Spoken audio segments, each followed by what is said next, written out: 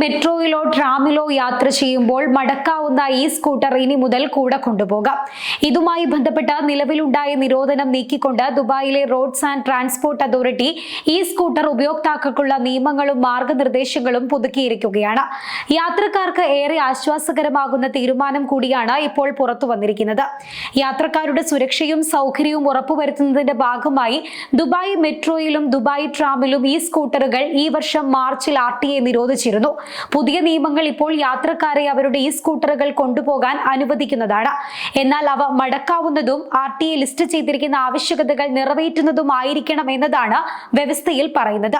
ഈ സ്കൂട്ടറുകൾ മടക്കി നിയുക്ത സ്ഥലങ്ങളിൽ സ്ഥാപിക്കുന്നുണ്ട് എന്ന് ഉറപ്പുവരുത്തണം.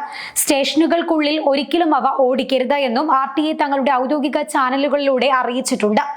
RTA പങ്കിട്ട മാർഗനിർദ്ദേശങ്ങൾ അനുസരിച്ച് ഭാരം പരമാവധി 20 കിലോഗ്രാം ആയിരിക്കണം. സീറ്റ് ഇല്ലാത്തതും മടക്കാനാവുന്നതുമായിരിക്കണം ഈ സ്കൂട്ടർ.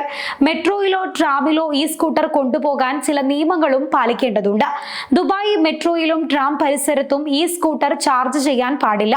ഈ സ്കൂട്ടറുമായി വാതിലുകൾ, ഇരിപ്പിടം, ഇടനാഴികൾ അല്ലെങ്കിൽ അടിയന്തര ഉപകരണങ്ങൾ എന്നിവ തടയുകയോ തടസ്സപ്പെടുത്തുകയോ ചെയ്യുന്നില്ലെന്ന് ഉറപ്പാക്കണം.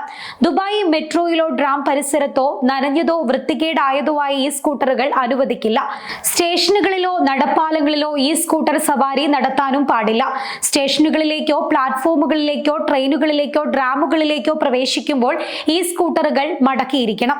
മെട്രോ അല്ലെങ്കിൽ ഡ്രാം പരിസരത്തായിരിക്കുമ്പോൾ എല്ലാ സമയത്തും ഈ സ്കൂട്ടറിന്റെ പവർ ഓഫ് ചെയ്യുകയും വേണം. ഹാൻഡിൽ ബാറുകളോ പെഡലുകളോ പോലെ പരിക്കോ കേടുപാടുകളോ ഉണ്ടാക്കാൻ സാധ്യതയുള്ള നീണ്ടു നിൽക്കുന്ന ഭാഗങ്ങൾ മറയ്ക്കുകയോ അകത്തേക്ക് ആക്കുകയോ ചെയ്തിരിക്കണം.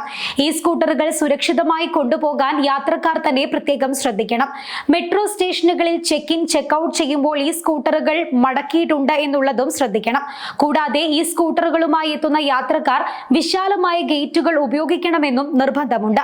യാത്രക്കാരിൽ ഒരാളുടെ കൈവശം ഉണ്ടായിരുന്ന ഈ സ്കൂട്ടറിൽ നിന്ന് തീ പടർന്നതിനെ തുടർന്നാണ് മെട്രോകളിലും ട്രാമുകളിലും നിരോധനം ഏർപ്പെടുത്തിയിരുന്നത്. സ്കൂട്ടറിൽ എത്തി മെട്രോയിൽ യാത്ര തുടർന്നിരുന്ന 10,000-കണക്കിന് ആളുകൾക്കാണ് തീരുമാനം തിരിച്ചടിയായി മാറിയത്. വീട്ടിൽ നിന്ന് അകലെയുള്ള മെട്രോ സ്റ്റേഷനിലേക്ക് ഈ സ്കൂട്ടറിൽ പോകുന്നവരായിരുന്നു ഭൂരിപക്ഷം പേരും.